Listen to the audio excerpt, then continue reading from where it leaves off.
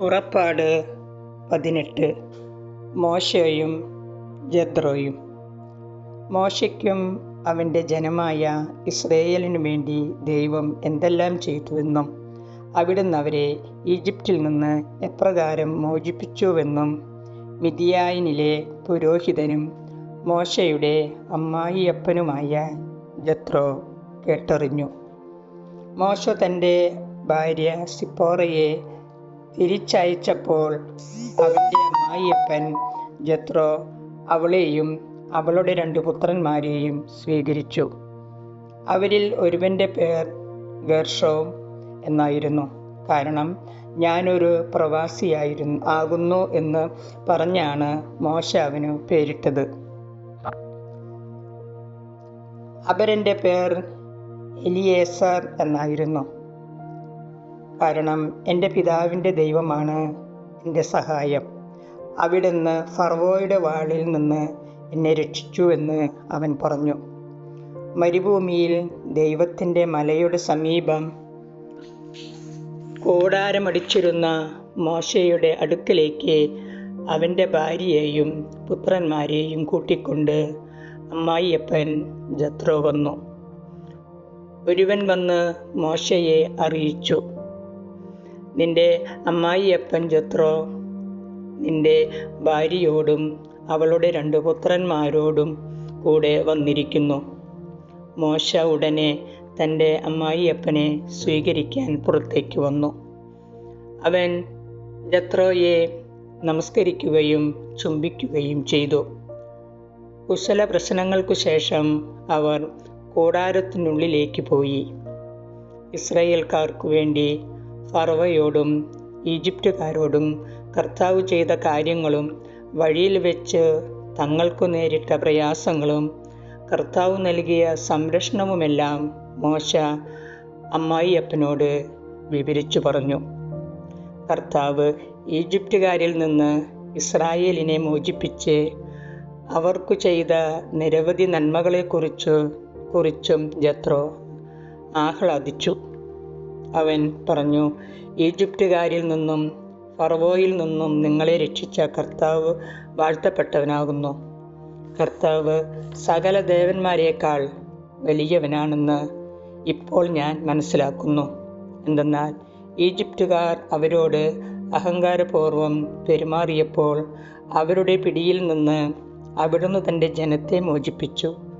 മോശയുടെ അമ്മായിയപ്പനായ ജെത്രോ ദൈവത്തിന് ദഹനബലിയും മറ്റു ബലികളും സമർപ്പിച്ചു.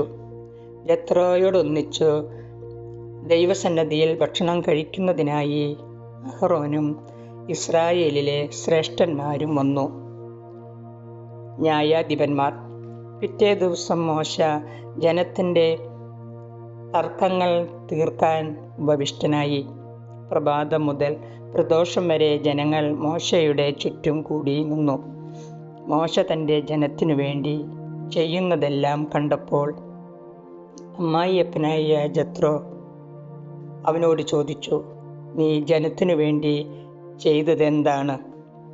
രാവിലെ മുതൽ വൈകുന്നേരം വരെ ജനമെല്ലാം നിന്റെ ചുറ്റും കൂടി നിൽക്കാൻ ഇടയാക്കത്തക്ക വിധം നീ ഇവിടെ ഒറ്റയ്ക്ക് ഇരിക്കുന്നത് എന്തുകൊണ്ട്? മോശ പറഞ്ഞു, ദൈവഹിതം അറിയാനായി ജനം എന്നെ സമീപിക്കുന്നു. എന്തെങ്കിലും തർക്കമുണ്ടാകുമ്പോൾ അവർ എൻ്റെ അടുക്കൽ വരുന്നു. ഞാൻ അവരുടെ കലഹങ്ങൾ തീർക്കുന്നു. ദൈവത്തിൻ്റെ ചട്ടങ്ങളും നിയമങ്ങളും അവരെ പഠിപ്പിക്കുകയും ചെയ്യുന്നു. അപ്പോൾ അവൻ പറഞ്ഞു, നീ ചെയ്യുന്നത് ശരിയല്ല. നീയും നിൻ്റെ കൂടെയുള്ള ജനങ്ങളും ക്ഷീണിച്ച് വിവശരാകും. ഇതു ഭാരമേറിയ ജോലിയാണ്. തനിയെ ഇതു ചെയ്യാൻ നിനക്ക് സാധിക്കുകയില്ല. ഞാൻ പറയുന്നത് കേൾക്കുക. ഞാൻ നിനക്കൊരു ഉപദേശം നൽകാം. ദൈവം നിന്നോടുകൂടെ ഉണ്ടായിരിക്കട്ടെ.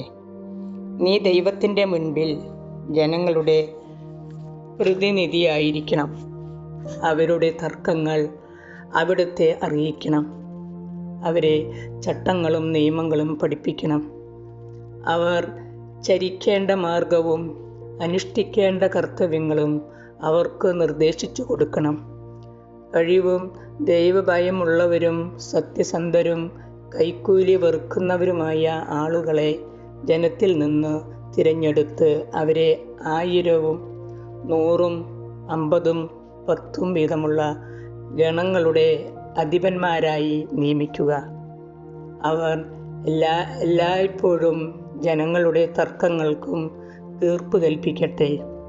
വലിയ കാര്യങ്ങൾ നിന്നെ ഏൽപ്പിക്കുകയും ചെറിയവ അവർ തന്നെ തീരുമാനിക്കുകയും ചെയ്യട്ടെ.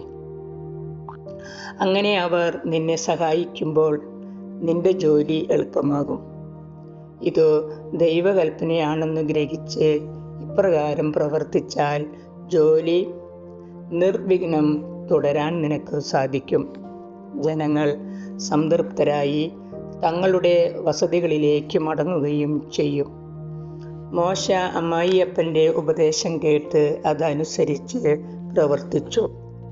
മോശ ഇസ്രായേൽക്കാരിൽ നിന്നും സമർത്ഥരായ ആളുകളെ തിരഞ്ഞെടുത്ത് 1000-ഉം 100-ഉം 50-ഉം 10-ഉം വീതമുള്ള ഗുണങ്ങളുടെ മേൽ അവരെ അധിപന്മാരായി നിയമിച്ചു. അവർ എല്ലായ്പ്പോഴും ജനങ്ങൾക്കിടയിൽ നീതി നടത്തി. സുപ്രധാനമായ കാര്യങ്ങൾ മോശയെ ഏൽപ്പിച്ചു. ചെറിയ കാര്യങ്ങൾ അവർ തന്നെ തീരുമാനിച്ചു. അനന്തരം മോശ അമ്മായിയപ്പനെ യാത്രയാക്കി. അവൻ സ്വന്തം നാട്ടിലേക്ക് മടങ്ങി.